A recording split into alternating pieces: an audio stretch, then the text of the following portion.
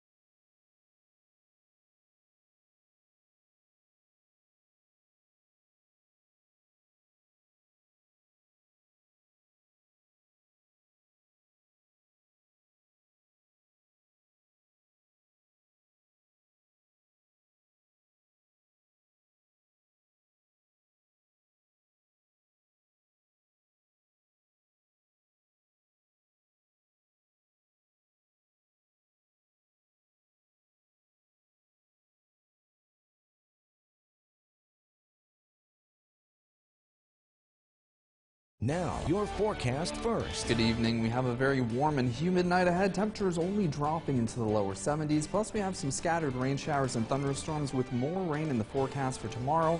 I'll have more on that ahead. Eyewitness News at 11 starts now. This is Eyewitness News at 11 on WUTR. Tonight's top stories at 11. Sculpture Space, a community studio for artists in West Utica, was vandalized sometime over this weekend. And Utica's gun buyback event this weekend was a success. I'll have more from the Attorney General. Plus, Governor Hochul recently signed Dakota's law, which aims to help protect kids from lead poisoning. Capitol correspondent Jamie DeLine has that story. Good evening, and thank you for joining us tonight for Eyewitness News at 11. I'm Shelby Pay, filling in this week for Jamie Ajoulay. Sculpture Space, a community studio for artists in West Utica, has been severely vandalized over the weekend. Officials from the studio say that vandals broke into the Gate Street facility anywhere between late Friday and early Sunday morning. These photos were taken when they first entered the building. And Executive Director Tom Mantan describes the damage he discovered. Absolute devastation. It was one of the worst things I've ever seen. Spray paint everywhere, paint on the floor, broken dishes everywhere, computers with hammer marks on the back of them and in the front of them. Bikes were stolen and disappeared, so where those went to I don't really know, but those are the things we kind of know, and what it means for who did this, I don't know. It's just, it makes no sense to me. It really absolutely makes no sense. The facility does not have surveillance cameras, and as the director says, the board and leadership has no speculation as to who is responsible for the destruction. Eyewitness News spoke with Utica Police, who says officers are currently investigating the incident, and more details will be released in the coming days. The studio is just on the cusp of their annual charity art auction and launch party, but the board is deciding to move forward with the event. And in addition to the regular fundraising and auction choices, there's a new giving option for the Emergency Vandalism Recovery Fund. That is a huge fundraiser. It's nearly half of our budget is raised from that one event.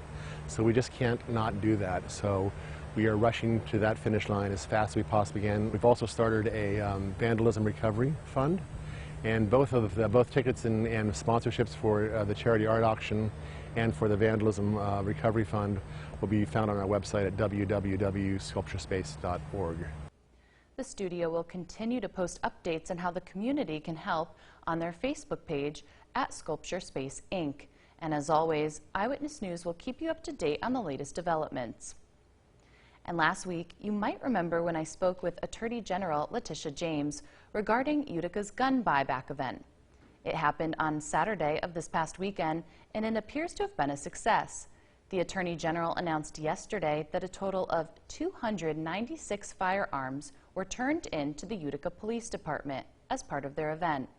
177 of these firearms were actually ghost guns, and all guns, working or non-working, were accepted as part of a no questions asked policy. But events like this are just one of the ways to reduce gun violence across the board, and there's still work to be done. Attorney General Letitia James saying in a statement, quote, "Every gun that was turned in is a potential tragedy prevented and a potential life saved. and I thank the Utica Police Department for their invaluable support and collaboration. To date, Attorney General James has taken more than 3,300 firearms out of communities through gun buyback events like this one, so we might start seeing even more.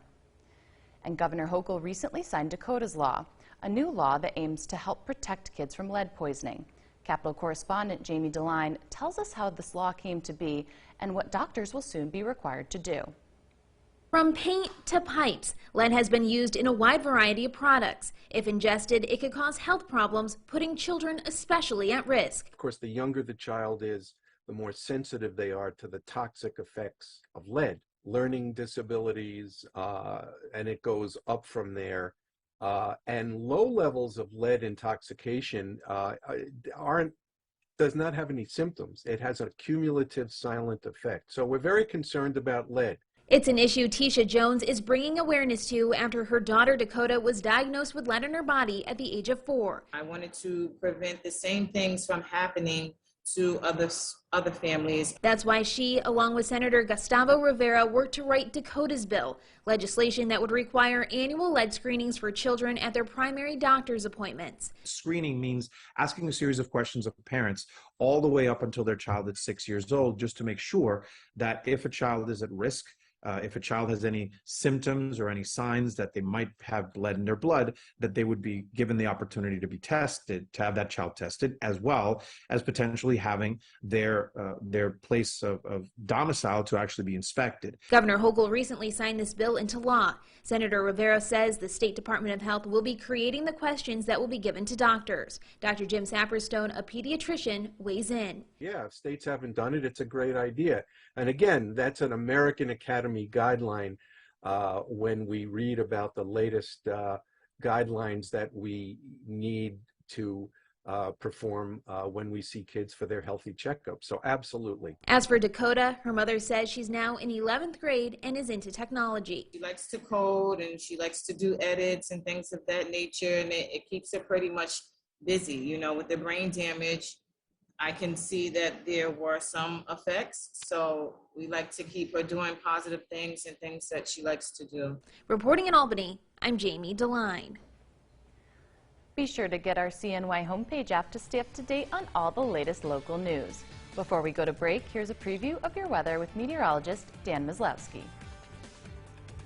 Thanks, Shelby. We had some rain showers and thunderstorms that just moved through, and more rain is in the forecast as we head into tomorrow. I'll break it all down for you in your local forecast next.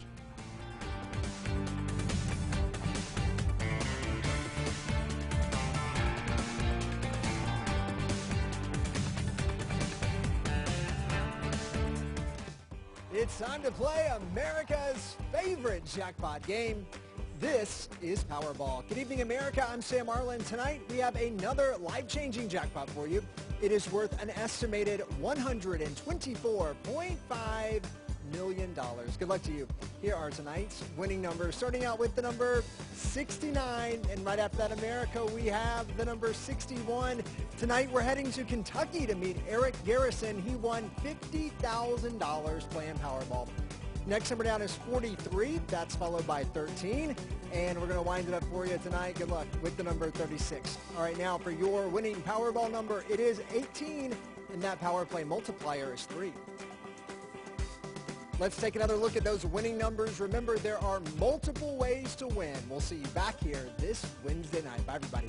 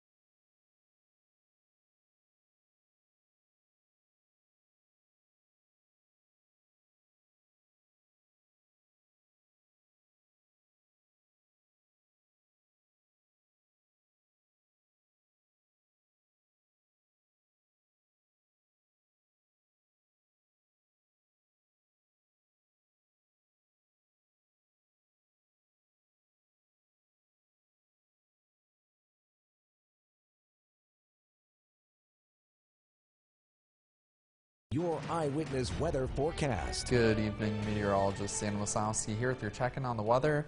We're looking at a time lapse of downtown Utica throughout the day today. We started off with those temperatures in the lower 70s, very hot and humid throughout the day today. We saw those temperatures climbing into the upper 80s, even some areas close to 90 degrees. We did have a couple of scattered showers and thunderstorms, mainly during in the North Country during the later evening hours. Now for current conditions, we're sitting at 75 degrees. We have calm winds as well as those dew points in the upper 60s, so it is humid out there, and unfortunately that'll continue as we head into tomorrow. Downright tropical, though we do have a cold front moving through there, which is going to knock those dew point temperatures down into the upper 50s as we hit the middle of the week on Wednesday, then more into the pleasant zone as we hit Thursday with those dew point temperatures getting to the low and mid 50s. Now the reason why we had this humidity as well as the heat is because we had a warm front moving through with a low pressure system. That what was bringing those showers and thunderstorms earlier today.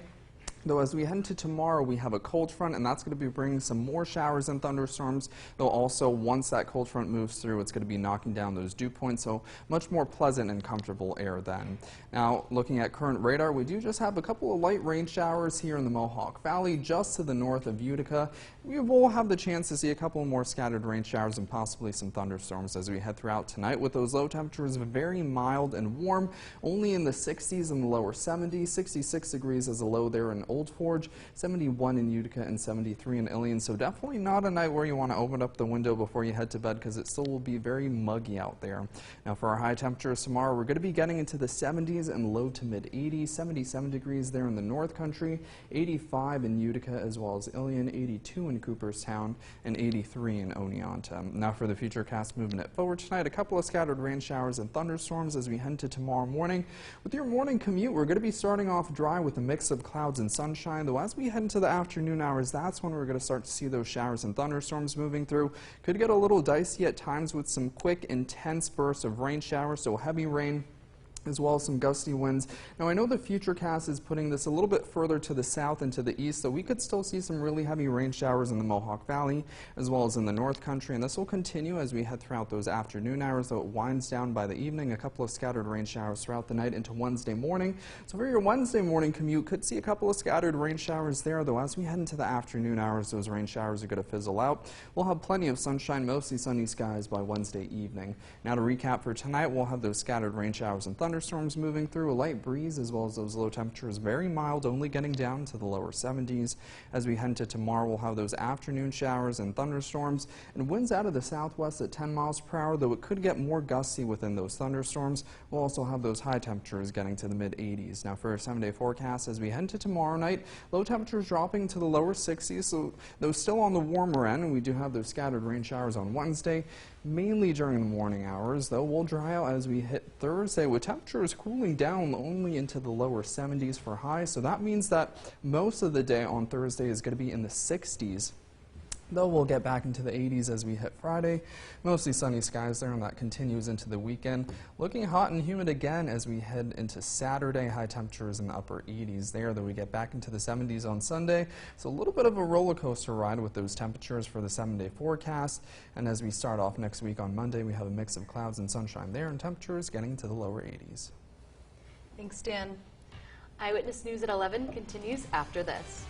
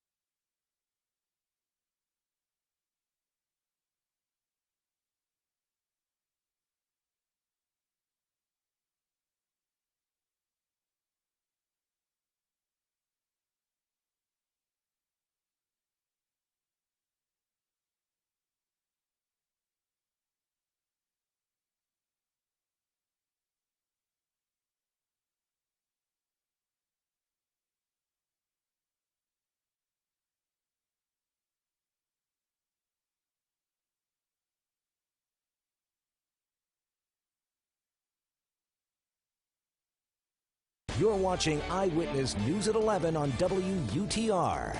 National news, NASA was forced to delay the launch of its moon rocket after some technical issues, but the highly anticipated flight is still expected to happen eventually. Hannah Brandt explains what comes next. Launch Director Charlie Blackwell-Thompson has called a scrub.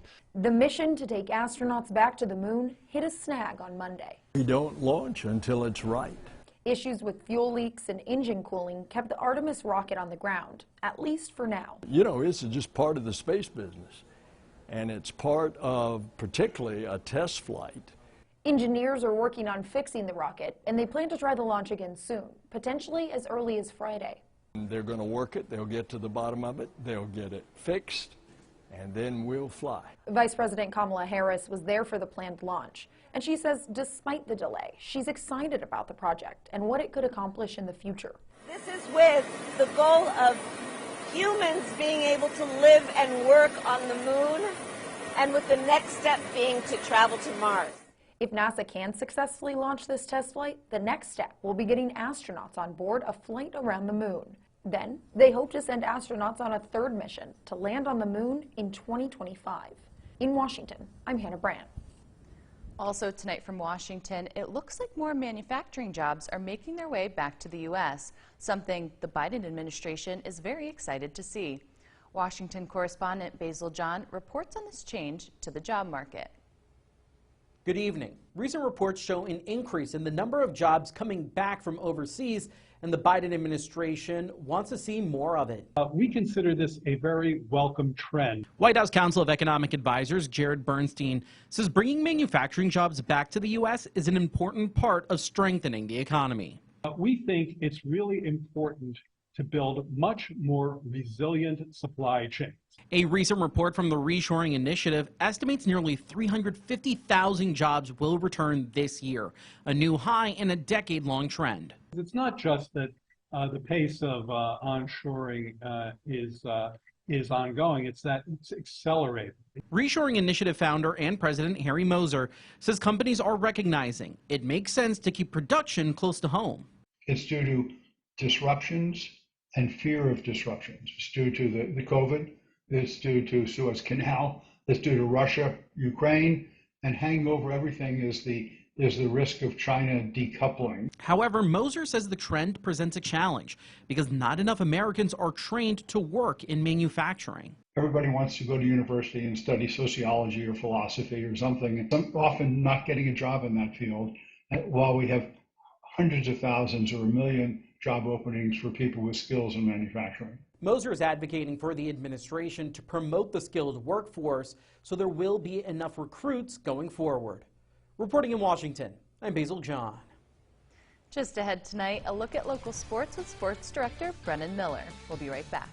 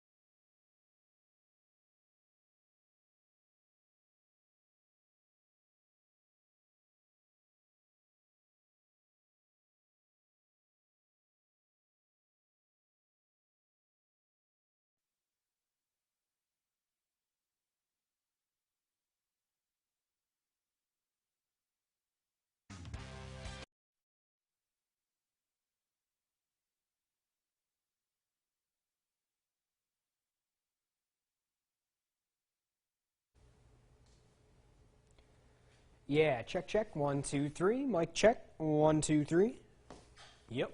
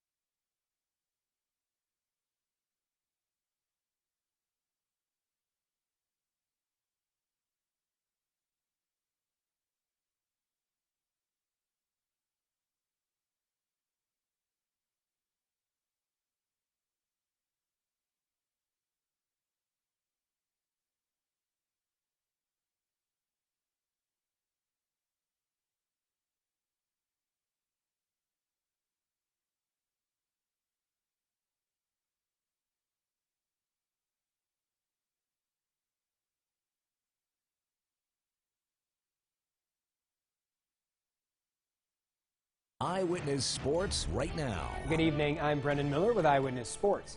The girls' portion of the New York High School basketball tournament kicked off today. The team made up of players from Utica and the Mohawk Valley playing against the team from the Finger Lakes at 11 a.m. in the opening game. The ladies won that game in pretty dominant fashion, doubling up the Finger Lakes squad by a final score of 42-20. So with the win, they advanced to play one of the two Syracuse teams involved in the tournament. Cuse had two teams because the Buffalo region team dropped out just a day ago, but this is the original Syracuse roster that was put together to compete, and the Mohawk Valley would take them down as well by a final of 41-36. So they start 2-0 and advance to the semifinal where they will play Albany. Albany beat Binghamton in the other quarterfinal game. With two wins today, the Team Utica region can now claim the best overall record among regions. Through boys and girls tournament, the boys went 3-1, losing only the championship game in their tournament, bringing the region's overall record to 5-1 with the two wins earlier today. Syracuse is in second with a 5-3 overall record. Ladies will have to wait, though, till noon tomorrow to try and improve that record, the semifinal against Albany, for the chance to make it to the championship game out of the winner's bracket. So the venue for that tournament is the New York State Fairgrounds, the outdoor courts to be precise, but some news today on another local venue that is hoping to host tournaments for local athletes sometime in the next coming months, the Nexus Center. The center had posted a few new pictures last week of construction updates, but today we got a big dump of photos as the concrete is down on each of the three multi-purpose playing surfaces that are being installed, and the infrastructure has been put up for the concession stands and coffee shop that will be included in the final plan. As of right now, the grand opening series is scheduled for November 11th through the 13th, a junior hockey tournament, but the center has also scheduled some non-hockey events for the future of the building, including the 2023 Northeast Tattoo Expo scheduled in June of next year. The plan for the center is to be the home of Utica women's ice hockey and the Utica Junior Comets in the near future, with luxury boxes, over 25 locker rooms, commercial office space, and college classrooms among their amenities being built in the over 169,000 square foot space. For now, that's all for sports. Check out SeenMyHomepage.com for your top sports stories. There's more Eyewitness News after the break.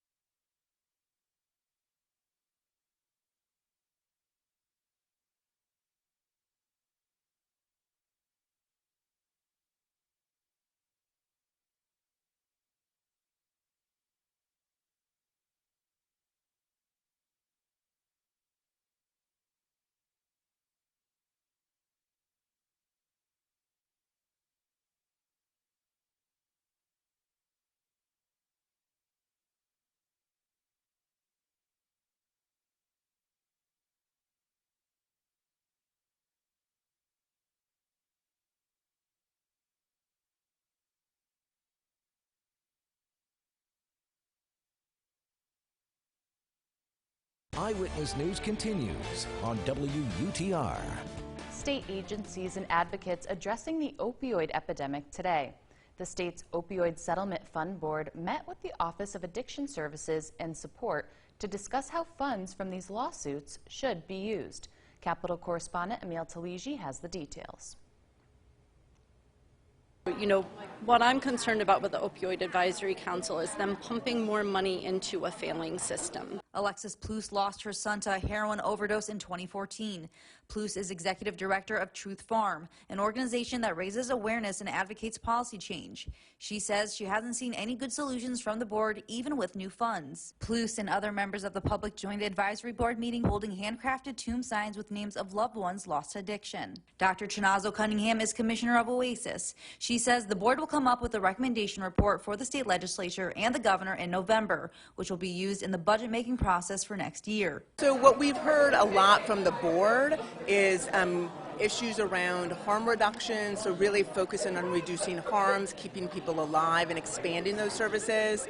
Some of the things include naloxone, some of those include outreach and meeting people where they are, some of that includes fentanyl test strips. Commissioner Cunningham says the board has also talked about issues like helping those who have substance abuse and mental health issues, which is why they're working with the Office of Mental Health. Plus says she'd like to see a program that doesn't operate using the punishment system, where those in recovery are reported to CPS, parole, or probation. One of the things that I think that people should notice is the fact that enrollment in treatment programs has not increased at all, while overdose fatalities continue to increase. And what that should tell us is that our treatment programs are not welcoming to the people who need the assistance and the help. In Albany, Emil Taligi. And in some lighter news, if your morning commute takes you across North Genesee Street, you may have encountered the occasional jam-up at the intersection of North Genesee and Wurz Ave due to cars lined up at the drive-thru window of Dunkin' Donuts. Well, the signs are up and it won't be long before the North Genny Coffee Wars officially begin. Starbucks is only days away from the opening of their latest shop, a standalone structure next door to the Fairfield Inn.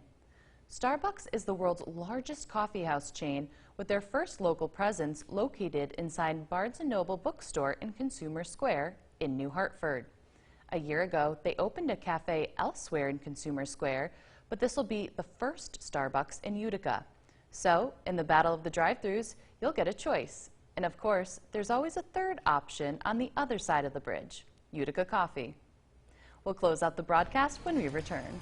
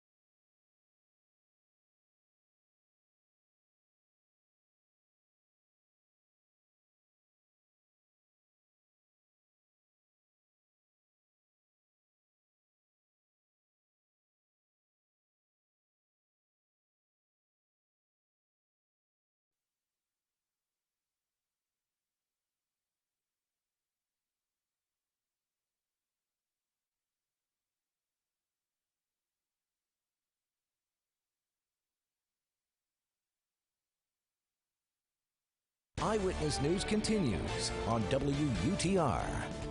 Taking one last look at the 7-day forecast, some scattered rain showers and thunderstorms tomorrow, mainly during the afternoon hours with temperatures getting to the mid-80s. We do have some scattered rain showers on Wednesday as well during the morning hours, and we dry out as we head into Thursday. Temperatures on the cooler end, only getting into the lower 70s there. As we head into this weekend, mostly sunny skies for Friday and Saturday, a couple more clouds on Sunday, with a mix of clouds and sunshine on Monday. Perfect. Thanks, Dan, and thank you, Brennan, and thank you for staying up with us tonight. We'll see you back here again tomorrow.